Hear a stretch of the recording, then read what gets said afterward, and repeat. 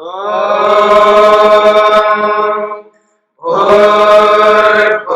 स्वः तत्सवितुर्वरेण्यं भर्गो देवस्य धीमहि धियो यो नः प्रचोदयात्।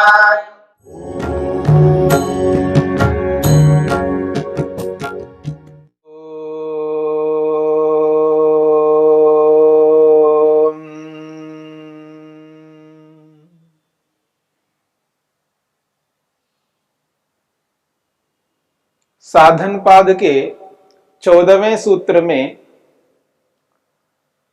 एक विशेष बात कही है। मनुष्य दुख को प्रतिकूलात्मक अनुभव करता है।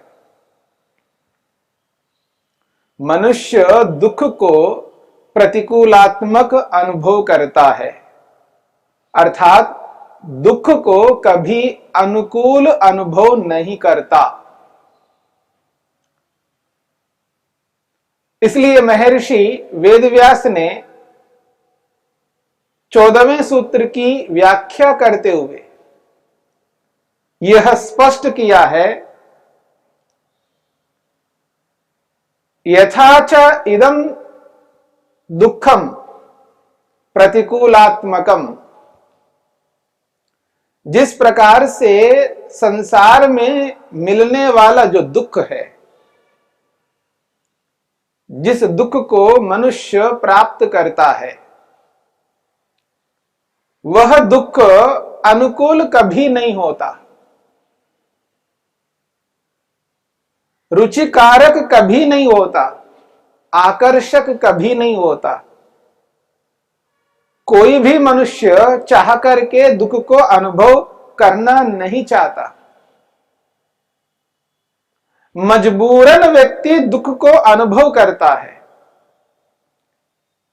मजबूरन व्यक्ति दुखी होता है, कष्ट अनुभव करता है, पीड़ा अनुभव करता है, क्लेशित होता है, कभी नहीं चाहता दुख को, फिर भी दुख मिलता रहता है। और कोई भी मनुष्य दुख को नहीं चाहता। मनुष्य ही नहीं, कोई भी प्राणी जिस किसी भी योनि में हो, आत्मा मात्र दुख कभी नहीं चाहता। जिस प्रकार दुख प्रतिकूलात्मक होता है, अनुकूल कभी नहीं होता है, उसी प्रकार जो सुख है, संसार में जो भी सुख है, चाहे वो रूप वाला, चाहे वो गंध वाला, यानी रूप से, रस से, गंध से, स्पर्श से, शब्द से युक्त कोई भी सुख हो, पांचों विषयों से संबंधित किसी भी प्रकार का सुख क्यों ना हो, सुख मात्र दुख रूप है, ऐसा केवल केवल योगी अनुभव करता है।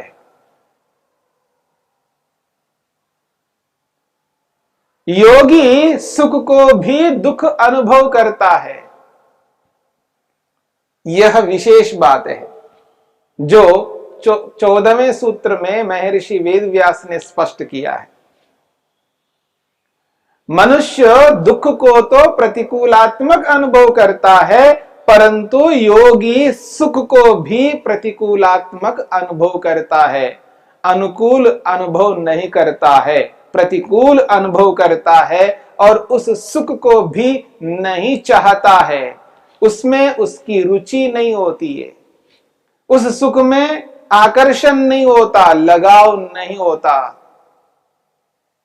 कौन सा सुख? जो प्रतिकूल अनुभव करता है, वही रूप, रस, गंध, स्पर्श, शब्द, पांचों विषयों से संबंधित कोई भी सुख, किसी भी प्रकार का सुख, किसी भी स्तर का, किसी भी स्थिति में योगी व्यक्ति सांसारिक सुख को प्रतिकूलात्मक अनुभव करता है। और उस सुख को दुख रूप अनुभव करता है, अर्थात उस सुख को दुख ही मानता है। सुख को दुख मानना, दुख रूप मानना, यह कैसे संभव है? यदि वो सुख है तो दुख नहीं है, और यदि दुख है तो सुख नहीं है। दो विरोधी बातें हैं। सुख कभी दुख नहीं हो सकता और दुख कभी सुख नहीं हो सकता। यदि सुख को दुख माना जाए, सुख को दुख माना जाए और दुख को सुख माना जाए, यही तो अविद्या है। और योगी सुख को दुख अनुभव करता है, दुख रूप मानता है। फिर ये विद्या किस प्रकार की है? इस बात को समझने की चेष्टा हमें करनी है। और यहां महर्षि वेदव्यास ने स्पष्ट किया है कि जो संसार का सुख है, सांसारिक सुख है, उस सुख को योगी सुख के रूप में अनुभव नहीं करता, उस सुख को दुख ही अनुभव करता है। और उस सुख को दुख अनुभव करके, उस सुख को दुख मान करके उसका त्याग करता है, उसको नहीं चाहता, उसमें मेहनत पुरुषार्थ नहीं करता, उसे पाने के लिए उद्यम नहीं करता, क्योंकि सांसारिक सुख को उसने दुख रूप अनुभव किया है। यही बात प्रत्येक मनुष्य को अनुभव करना है। यदि मनुष्य ईश्वर को प्राप्त करना चाहता है, आत्मा का दर्शन करना चाहता है, प्रभु का साक्षात्कार करना चाहता है, समाधि लगाना चाहता है, विवेक वैराग्य को अपनाना चाहता है, अध्यात्म मार्ग में चलना चाहता है, प्रेय मार्ग को त्याग करके श्रेय मार्ग को अपनाना चाहता है, ऐसे व्यक्ति को संसार से मिलने वाले जितने भी सुख है, उन सुखों को दुख रूप अनुभव करना होगा। यदि संसार के सुखों को सुखों के रूप में अनुभव करता है, वैसा ही मानता है और वैसा मान करके उन सुखों को प्राप्त करता है, ऐसा व्यक्ति ईश्वर की ओर अग्रसर नहीं हो सकता, वह समाधि नहीं लगा सकता, वह विवेक वैराग्य को उत्पन्न नहीं कर सकता। इसीलिए महर्षि वेदव्यास ने यहां पर यह बात कही है कि जो संसार का सुख है, उस सुख को दुख रूप अनुभव करता है। इसीलिए योगी उस सुख को दुख मान करके उसको त्याग करता है, उस सुख को प्रतिकूलात्मक अनुभव करता है। यही बात हमें समझनी है। कथम, महर्षि वेदव्यास प्रश्न के माध्यम से समाधान कर रहे हैं। कथम, ऐसे कैसे हो सकता है? सुख को दुख कैसे अनुभव कर सकता है? वो तो योगी है, ज्ञाता है, विवेकी है, स्वाध्याय करने वाला है, तप करने वाला है, अहिंसा, सत्य, अस्तेय, ब्रह्मचर्य, अपरिग्रह का पालन करने वाला है, शौच, संतोष, तप, स्वाध्याय, ईश्वर प्रणिधान करने वाला है, अपने मन पर नियंत्रण करने वाला है, जो वस्तु जैसी है उसको वैसा ही अनुभव करने वाला है। ऐसी स्थिति में योगी सांसारिक सुख को दुख कैसे मान सकता है? कथम, महर्षि वेदव्यास कहते हैं कथम, ऐसा कैसे मान सकता है? उसका समाधान महर्षि वेदव्यास कहते हैं तद उपपद्यते, इस बात को सिद्ध करता है। ऐसा ही नहीं मानता है, क्योंकि योगी प्रमाण पूर्वक विचार करता है, प्रमाणों के आधार पर बोलता है। प्रमाण के अनुसार ही विचार करता है, प्रमाण के अनुसार ही बोलता है और प्रमाण के अनुसार ही स्वीकार करता है और वैसा ही व्यवहार में चलता है। योगी प्रमाण रहित होकर के बिना प्रमाण के कोई बात नहीं करता। इसलिए महर्षि वेदव्यास कहना चाहते हैं तद उपपद्यते, उसको सिद्ध किया जा रहा है, उसको हम स्पष्ट करते हैं कैसे सुख को दुख मानता है। इस बात को लेकर के महर्षि पतंजलि ने सूत्र के रूप में स्पष्ट किया है।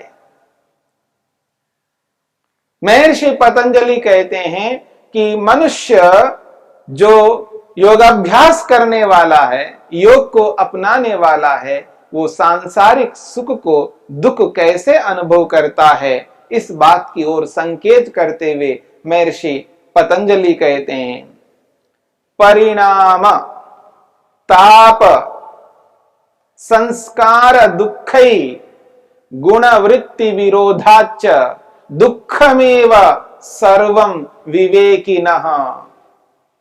यह 15वां सूत्र है। महर्षि पतंजलि कहते हैं परिणाम ताप संस्कार दुःखै गुणवृत्ति विरोधाच्च दुःखमेव सर्वं विवेकिनः। जो विवेकी होता है यानी जो योगाभ्यासी होता है, योगी होता है, वो विवेकी, वो योगाभ्यासी, वो योगी क्या मानता है? सर्वम सर्वम सुखम, संपूर्ण सुख को, संसार में प्राप्त होने वाले जितने भी सुख हैं, सर्वम सभी सुखों को दुःखमेव दुख रूप मानता है। सांसारिक समस्त सुखों को वो दुःखमेव दुख रूप मानता है। क्यों? उसके पीछे वो कारण बता रहे हैं।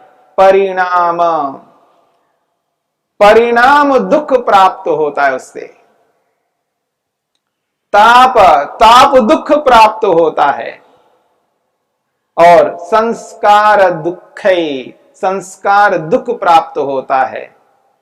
और कहा गुणवृत्ति विरोधात, गुणवृत्ति विरोध नामक दुख प्राप्त होता है। संसार के सुखों को अपनाने पर मनुष्य को 4 प्रकार के दुख प्राप्त होते हैं। यदि एक सुख लिया है, उसके पीछे 4 दुख लेने होंगे। उस सुख के साथ में 4 दुख जुड़े हुए हैं। इस बात को समझने की चेष्टा करनी है। महर्षि पतंजलि, महर्षि वेदव्यास यह नहीं कहना चाहते हैं कि सुख ही दुख है। मेरी बात को समझने का प्रयत्न करना। ऋषि ये नहीं कहना चाहते हैं कि सुख ही दुख है। वो ये कहना चाहते हैं उस सुख के साथ साथ 4 दुख हैं। जो सुख भोग रहे हैं, जो सुख प्राप्त कर रहे हैं, उस सुख के साथ साथ 4 दुख और आएंगे। उन दुखों को नहीं रोका जा सकता। इतना सामर्थ्य मनुष्य में नहीं है वो संसार के सुख को लेता हुआ उस सुख के साथ जुड़े हुए 4 दुखों को हटा दे। 4 दुखों को हटा करके केवल केवल सुख ग्रहण करे, यह संभव नहीं है।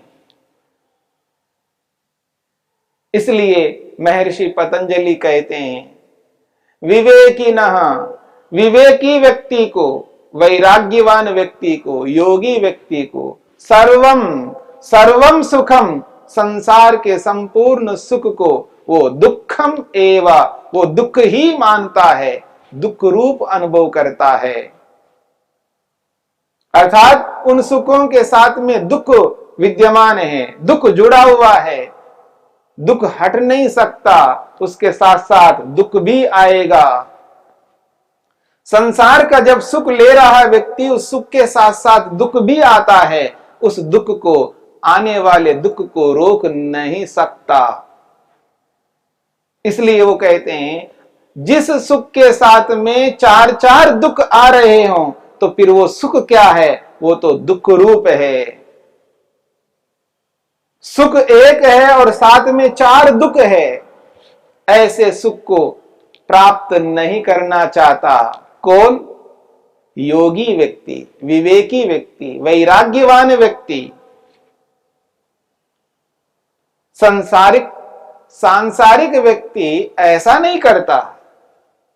सांसारिक व्यक्ति को यह बोध भी नहीं होता है कि वो उस सुख के साथ साथ चार दुख हैं, वो मेरे को मिल रहे हैं, ऐसा वो अनुभव नहीं कर पाता। यदि करता होता तो वो भी ऐसा नहीं कर सकता, इसलिए उसे बोध नहीं रहता। परंतु योगी को बोध रहता है, सूक्ष्म दृष्टि चाहिए। शरीर में क्या हो रहा है इसके बारे में तो एक वैद्य को, एक डॉक्टर को पता होगा, आम आदमी को पता नहीं रहता। जिसका जो विषय है उसको उसका बोध होता है, और जिसका जो विषय नहीं होता उसको वो बोध नहीं होता। इसलिए इस बात को समझने की चेष्टा करनी है। वो कहते हैं ये जो सुख संसार का लिया जाता है, उस सुख के साथ में चार दुख आते हैं। वो कौन से है? परिणाम दुख। जैसे ही व्यक्ति सुख लेता है उसके साथ में परिणाम दुख प्राप्त होता है, और उसके साथ साथ में ताप दुख प्राप्त होता है, संस्कार दुख प्राप्त होता है, और गुण वृत्ति विरोध दुख प्राप्त होता है। यानी चार प्रकार के दुख उस सुख के साथ जुड़े हुए हैं, और उन चारों दुखों को आम आदमी समझ नहीं पाता है, क्योंकि उसने कभी ऐसा समझने का प्रयास नहीं किया। इसलिए योगाभ्यासी व्यक्ति, योगी व्यक्ति, विवेकी व्यक्ति ही उस स्थिति को अनुभव करता है। उस सुख के साथ साथ जो चार दुख साथ में आ रहे हैं उसको देख पाता है, और उसको देख करके, अनुभव करके उससे पृथक होना चाहता है। इसलिए वो सांसारिक सुख को अपनाने की चेष्टा नहीं करता। इसी बात को हमें समझना है और व्यापक रूप से अनुभव करना है। और जो व्यक्ति ईश्वरीय आनंद को प्राप्त करना चाहता है, आत्मा परमात्मा का साक्षात्कार करना चाहता है, समाधि लगाना चाहता है, विवेक वैराग्य को उत्पन्न करना चाहता है, ऐसे व्यक्ति को, ऐसे मुमुक्षु व्यक्ति को इन चार प्रकार के दुखों को समझना है, अनुभव करना है, और अनुभव करके, समझ करके इनसे दूर हटने के लिए उपायों को अपनाना है। तब जाकर के इन दुखों से बचा जा सकता है।